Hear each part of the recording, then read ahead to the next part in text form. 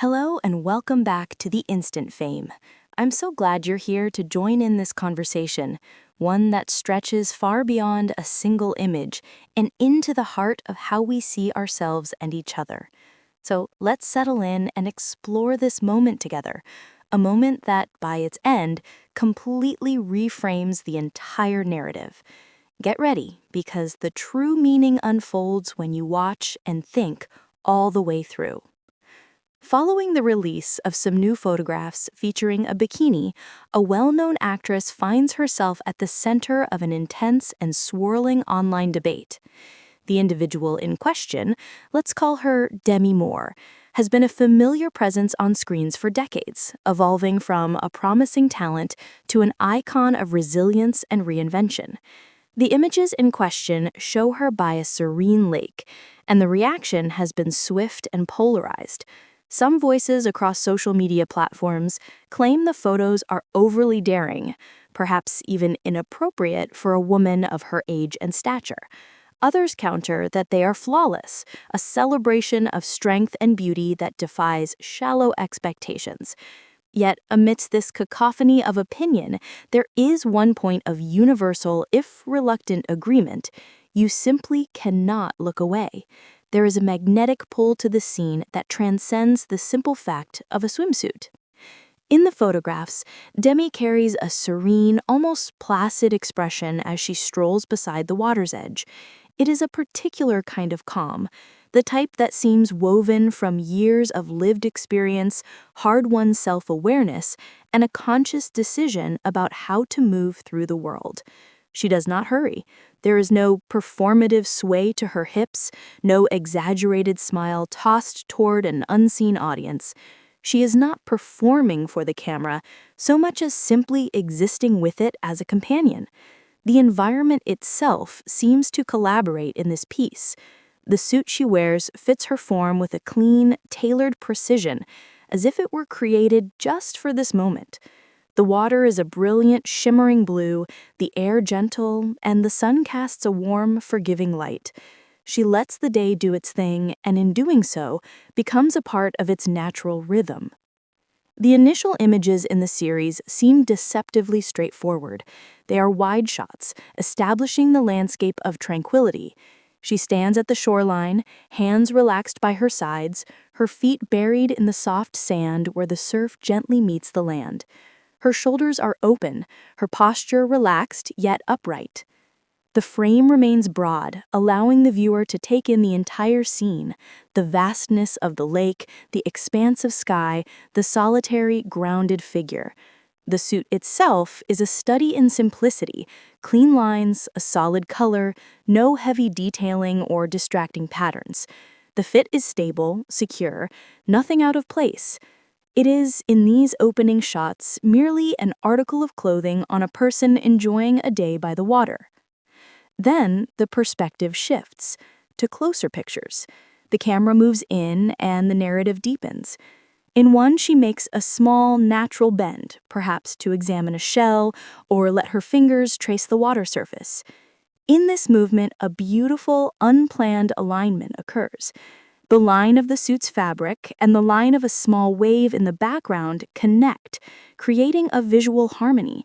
It feels less like a staged pose and more like a captured beat of life, a rhythm, not a noise. It is this subtle, artistic quality that many supporters immediately latch onto. They speak of the composition, the play of light and shadow, the embodiment of a summer's ease. They describe the photos not as scandalous, but as portraiture, capturing a state of being. Yet, amidst this cacophony of opinion, the loudest discussion often ignores the subtlety. The debate rages on in comment sections and opinion columns. The look, according to a contingent of critics, is overly bold. They argue that it crosses an invisible line, that it creates an unfavorable or uncomfortable atmosphere. They project their own anxieties about age, about the female body, about propriety onto the image. Yet a fascinating dynamic emerges. The more fervently they converse, dissect, and criticize, the calmer Demi herself appears in the photographs. There is no visible reaction to the imagined applause or the virtual scorn. She has let the pictures into the world, and now she lets them speak for themselves. And what they seem to say, quite powerfully, is that a person's sense of peace and rightness in their own skin does not require public consent. This is where her advocates jump in, their voices rising to meet the criticism. They talk about body confidence at every age, about the courage it takes to quiet societal noise and listen to one's own spirit. They share personal stories, noting how witnessing a strong, self-possessed individual like Demi, comfortable in a simple suit, might inspire them to finally take that beach day they've been postponing out of self-consciousness. The word free appears repeatedly in their messages. Comments like, "I can feel her peace from here," and "she looks truly free," form a chorus of understanding. And the word fits. There does not appear to be a fight in these pictures. Not a fight against age, against gravity, against expectation. They resemble a deep-held breath. They capture a moment of exhalation. Look closer at the details the arguments miss. The way the golden light cascades over her shoulders, highlighting not just skin, but strength. The water, having washed over her ankles, recedes and leaves a gentle glistening line on her legs. In one candid shot, a tiny, unexpected splash catches her by surprise, and a genuine, unguarded chuckle escapes her. The camera, a silent witness, remains steady. There is a palpable sense of trust on that set, between the subject and the photographer, a mutual agreement to seek an authentic moment rather than a provocative one. This trust reads in every frame. So the online indignation raises a far more significant and enduring issue than a swimsuit. Who exactly determines what is too bold? Who holds the measuring tape against a woman's comfort, her joy, her right to inhabit her own body fully? The reality, when stripped from the noise, is straightforward. A person who has arrived at a place of deep self-awareness does not request permission to be smaller, to be quieter, to be less visible. They assess their own comfort, make a choice that feels appropriate for them, wear it with assurance, and move forward with their day. This, precisely, is what unfolds in this photographic series. Demi establishes her own conditions.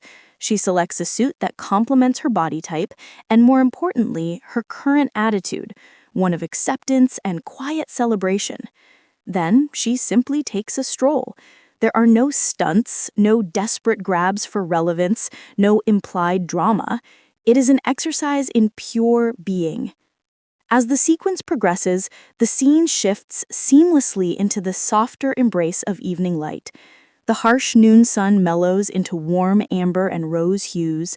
The sky, once a brilliant blue, softens to a watercolor wash of pastels. In one of the most resonant images, she sits at the water's edge, allowing the faintest ripple of a wave to pass over her feet. A light, gauzy cover-up lies discarded on the sand beside her, but she does not reach for it. The air is still warm. Instead, she closes her eyes, leans back on her hands, and tilts her face slightly toward the fading sun. It is the capture of a single, complete breath. For many who see it, this is the image they remember most. It feels unscripted and sincere. It is not iconic in a grandiose way. It is human in a profound way. It speaks of a moment of private gratitude, a pause at the end of a beautiful day, utterly unconcerned with who might be watching. But stay with me, because the final photograph is the one that truly crystallizes the entire story, the shot that everyone will be talking about long after the superficial debate has faded. The technical brilliance and emotional resonance of this last image is what recontextualizes everything that came before. The sun is now a blazing orb low on the horizon, positioned directly behind her. She stands once more, this time with the water at her ankles, but she is facing away, looking out over the lake as the sun begins its descent. The backlighting is dramatic. The river seems to hurl 1,000 gentle sparks toward her, the water's surface shattered into 1,000,000 points of diamond light that dance around her silhouette. And then, in that magical light, she turns, just slightly. She casts a calm, confident, and deeply serene glance over her shoulder, not quite at the camera, but perhaps through it to the viewer. The light frames her profile, and her expression is unmistakable. It contains no defiance, no challenge, no invitation. It simply says, I am here. I feel good. I am at home in this moment and in myself, and I do not need to explain that to anyone. That quiet statement is the central theme, the very heart of the entire narrative.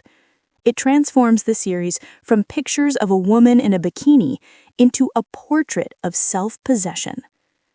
This journey through light, water, and reaction is a reminder that our interpretations often reveal more about us